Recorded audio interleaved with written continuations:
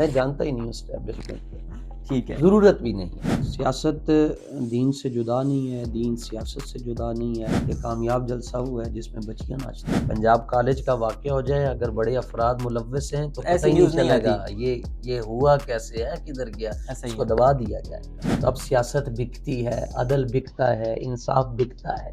ہم اور نہیں کہ ننگے ساتھ بھئی یہ کیا بات ہوئی کہ 4 سال کے بعد سود ختم ہوگا؟ یہ کیا بات؟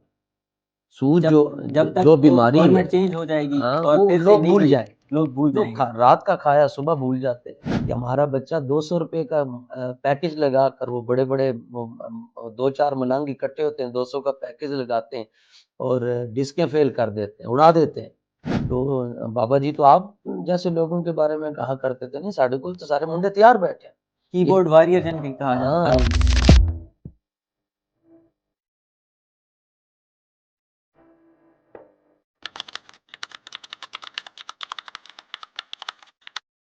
Pod cost dream to reality میں ایک دفعہ پھر آپ کو خوش آمدید کہتے ہیں۔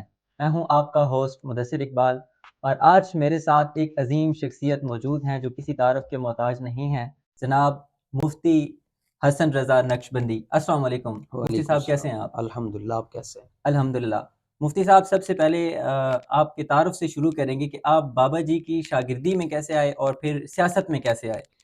بسم اللہ الرحمن الرحیم۔ ڈریم ٹو ریالٹی کی تمام ٹیم کو میں خوش آمدید بھی کہتا ہوں اور آپ کا شکریہ بھی، بنڈل آف تھینکس۔ قسمت نے یاوری کی اور اللہ جل مجدہ الکریم کے فضل سے اور امام الانبیاء علیہ الصلوۃ والتسلیم کی نگاہ عنایت سے عالم اسلام کی عظیم دینی درسگاہ جامعہ نظامیہ رضویہ میں سن 2001 میں نے داخلہ لیا، اور وہاں حضور سید العلماء سیدنا امیر المجاہدین علامہ خادم حسین رضوی رحمۃ اللہ تعالی علیہ تدریس فرماتے تھے، پڑھاتے تھے۔ تو یوں ہمیں پہلے ان کو دیکھنے کا موقع ملا، پھر ان کے سامنے زانو تلمذ طے کرنے کا بھی اللہ نے شرف عطا۔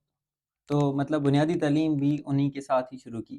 جی، استاذ گرامی تو بڑی کتابوں کو، بڑی کلاسوں کو پڑھاتے تھے۔ پہلے جو ہمارے 4 سال ہیں وہ دیگر اساتذہ سے پڑھے، اس کے بعد حدیث پاک کا جو آغاز ہے وہ حضرت امیر المجاہدین سے کیا۔ تو پھر سیاست میں آنے کا آپ نے کیسے فیصلہ کیا کہ اس جماعت کو ہم پارلیمنٹ تک لے کے جائیں؟ سیاست دین سے جدا نہیں ہے، دین سیاست سے جدا نہیں ہے۔ امام الانبیاء علیہ الصلوۃ والتسلیم نے مدینہ منورہ میں مسجد نبوی میں 10 سال سیاست فرمائی۔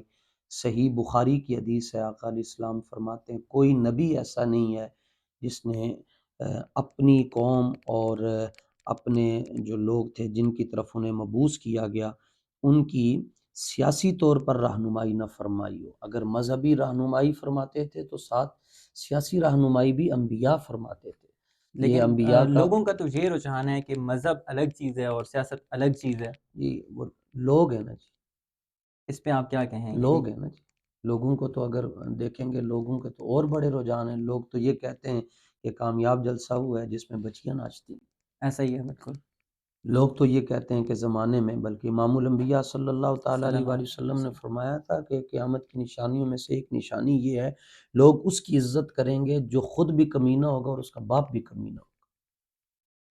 یہ دنیا ہے، اس کو چھوڑ اور دیں۔ ابھی یہی یعنی کچھ میں سوشل میڈیا پہ بھی یہی چل رہا میں ہے۔ اسلامک پوائنٹ آف ویو سے عرض کر رہا ہوں کہ آقا علیہ الصلوۃ والتسلیم نے 10 سال سیاست فرمائی، صدیق اکبر نے 2.5 سال فرمائی، فاروق اعظم نے پھر 10 سال، 12 سال حضرت عثمان غنی نے، پھر حضرت تاجدار حالتا مولا مشکل کشا شیر خدا رضی اللہ تعالیٰ عنہ نے فرمائی، پھر امام حسن مجتبیٰ نے فرمائی، بے شک۔ امام حسین نے فرمائی۔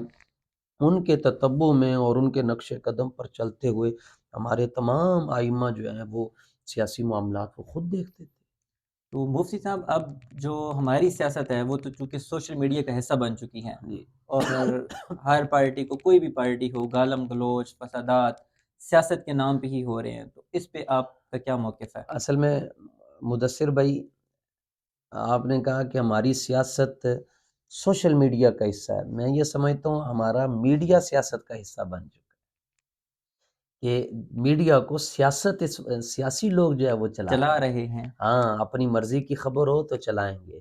پنجاب کالج کا واقعہ ہو جائے، اگر بڑے افراد ملوث ہیں تو پتہ ایسی ہی نہیں نیوز نہیں چلے گا آتی۔ یہ ہوا کیسے ہے، کدھر گیا، ایسا اس ہی کو ہے۔ دبا دیا جائے گا۔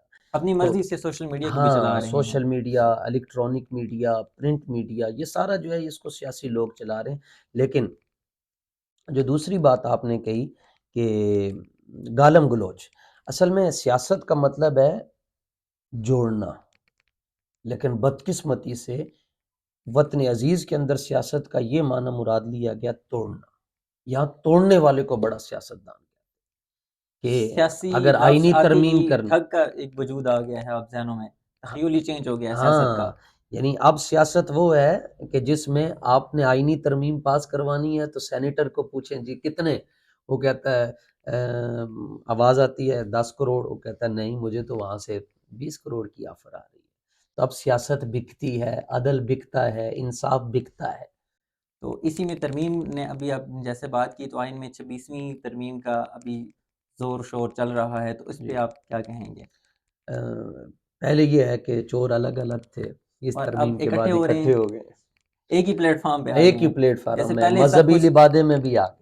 ایک جماعت بن رہے ہیں. دیکھ لیں ایک آئینی ترمیم کے لیے کس کس کے دروازے پر یہ نہیں گئے. ایسا ہی ہے اور بالکل. حضور کی عزت پر حملہ ہوا، ختم نبوت پر حملہ ہوا، اور ہمارے فیض آباد کے اندر 8 شہید ہوئے، پھر وزیر آباد کے اندر ہماری شہادتیں ہوئیں، اویلیم کے اندر کوئی بندہ نہیں بولا. اور چونکہ ایک ترمیم سے ان کو فائدہ ہو رہا ہے، یہ تو اپنے فوائد کے لیے کر رہے ہیں، اس پہ سارے نکل پڑے. نہ نکل پائے. تو مفتی صاحب اس چیز کا حل کیا ہے؟ ایک کیلکولیٹو اگر ہم سلوشن کی طرف جائیں کہ کیا ووٹ ہی ہے اس کا حل، کہ کس طریقے سے حل کیا جائے اس کا؟ اصل تو حل تو نظام مصطفیٰ ہے، اب وہ کسی بھی رنگ میں آئے. یہی سوال جو آپ کر رہے ہیں ہمارے حضور امیر المجاہدین سے بھی ہوا تھا کہ اسلام میں تو جمہوریت کا تصور ہی نہیں ہے نا. بالکل.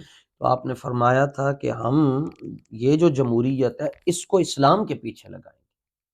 ہمارے علامہ نورانی گئے تو دیکھیں علامہ نورانی اکیلے تھے، ان کے ساتھ جو علماء تھے ان کی کوششوں سے جو آئین میں ترمیم ہوئی، آئین کو بنایا گیا کہ مرزائی جو ہے وہ غیر مسلم ہیں، بے مرتد شک ہیں، ایسا ہی ہے. دائرہ اسلام سے خارج ہیں. بے شک. یہ علامہ نورانی کو تو لاکھوں سلام، لیکن ان کے پیچھے وہ ووٹر بھی ہیں، وہ سپورٹر بھی ہیں جو بالکل جنہوں نے 70s کے سپورٹ کیا اندر. تھا. ایسا ہی ہے بالکل، جو اس ترمیم کا حصہ تھے جی اور جی پاس کروایا گیا تھا جی بل. آج ان کی قبروں پر بھی لاکھوں رحمتیں نازل ہو رہی بے شک.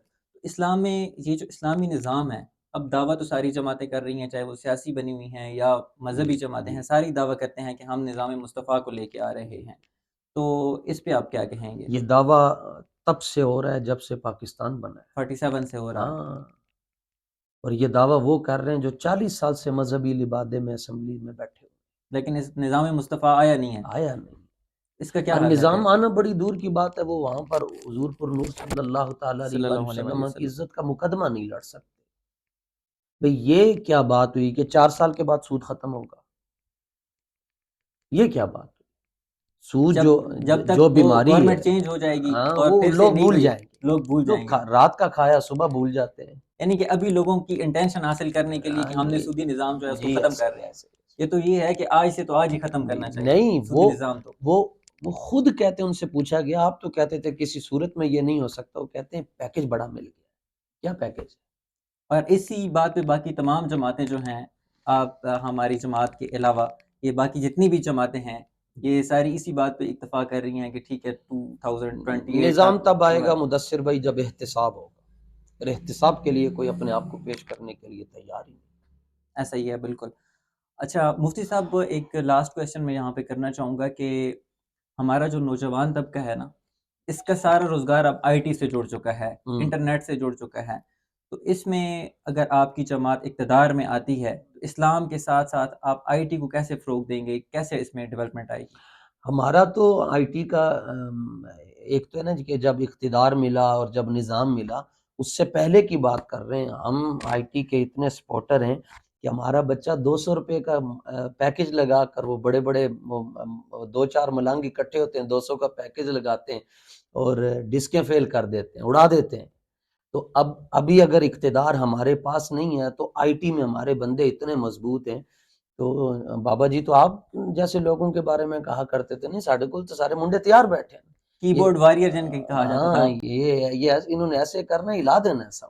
ہاں ایسا ہی ہے بالکل. اور یہ ہلایا بھی تھا، روڈ جام ہو گئے تو سوشل ایسا میڈیا ہی انٹرنیٹ دیکھیں، سارا بند ایک ہو گیا آئی تھا۔ ٹی اپنے لیے بندہ یوز کر رہا ہے اور ایک امام الانبیاء کے لیے، جب حضور کی ختم نبوت کے لیے وہ بٹنوں پر ہاتھ رکھے گا تو پاکان امت کی توجہ بھی اس طرف ہو جائے۔ تو باقی ابھی جو پارٹیز ہیں ساری اس میں آپ کیا سمجھتے ہیں کہ کس طریقے سے ہم عام کمپٹیشن جو ایک ہے، ہے؟ ننگے سارے نہیں، ایک ساری امام ہی اس چیز کا دعوے دار تو ہیں کہ ہم نظام مصطفیٰ کو لے آ رہے ہیں، تو کوئی ایسی سولوشن نہیں ہو سکتا کہ سارے ایک ہی پیج پہ آ جائیں جب اسلام کا نفاذ ہی کرنا ہے؟ وہ اس صورت میں ہو سکتا ہے کہ جب یہاں یہ ہوتا ہے کہ جو وزیر اعظم ہے وہ جو چیف جسٹس ہے وہ وزیر اعظم کی مرضی کا ہے، وزیر اعظم آرمی چیف کی مرضی کا، آرمی چیف امریکہ کی مرضی کا۔ ایسا ہی ایک چین بنی ہوئی ہے۔ تو جب یہ مرضیاں ختم ہوں گی، اللہ کی مرضی آئے گی، اللہ کے محبوب کی مرضی آئے گی، پھر یہ چینج آئے گا۔ بے شک۔ تو کیا اسٹیبلشمنٹ جو ہے وہ بھی سیاست کا حصہ ہی رہتی ہے پھر؟ میں جانتا ہی نہیں ہوں اسٹیبلشمنٹ کیا، ٹھیک ہے، ضرورت بھی نہیں ہے۔ ایسا ہی ہے، ہماری بالکل اپنی اسٹیبلشمنٹ ہے، وہ حضور کے غلام ہے۔ بالکل ہماری اسٹیبلشمنٹ وہ ہے جو یعنی ہمیں جہاں سے اشارہ ملتا ہے وہ رسول اللہ کی ذات ہے۔ بالکل، تو انہی کو فالو کرتے ہیں جو ان کا۔ الحمدللہ الحمدللہ۔ تو مفتی صاحب آخر میں نوجوانوں کے لیے ایک میسج چھوڑ دیں آپ، جس پہ عمل کر کے وہ نظام مصطفیٰ کی طرف آ سکیں۔ پورے پاکستان کے جتنے نوجوان ہیں میں ان کو اقبال کا پیغام دیتا ہوں۔ کلندر لاہوری اقبال آپ کے بارے میں کہتا ہے، تیرا جوہر ہے نوری پاک ہے تو، فروغ دیدہ افلاق ہے تو، تیرے سید زبوں فرشتہ حور کہ شاہین شہ لولاک ہے تو۔ اقبال کہتا ہے چھوڑ ان حوروں کی باتیں بھی نہ کر، فرشتوں کی باتیں بھی نہ کر، تو حضور کے ساتھ آ جائے، یہ ساری چیزیں تیرے پیچھے آنا بے شروع ہو۔ شک بے شک، ایسا حضور ہی سے انے واہ پیار کریں۔ اور خود اقبال کہتا ہے کہ جمال عشق و مستی نئے نوازی، جلال عشق و مستی بے نیازی، کمال عشق و مستی ظرف حیدر۔ اقبال کہتا ہے اگر کوئی جوان چاہتا ہے کہ وہ پوری دنیا میں اس کا نام آ جائے تو وہ حضور سے ایسے پیار کر رہے جیسے مولا مشکل کشا نے پیار کیا۔ بے شک اور مولا علی کا پیار یہ تھا کہ حدیث پاک میں آتا ہے عشاء کی نماز کے وقت صحابہ نے کہا یا رسول اللہ آج علی نظر نہیں آ رہے، فرمایا کچھ دیر میں وہ آ رہے ہوں گے۔ کچھ دیر میں آئے، ان کے ہاتھ میں ایک کھوپڑی تھی ایک انسان کی۔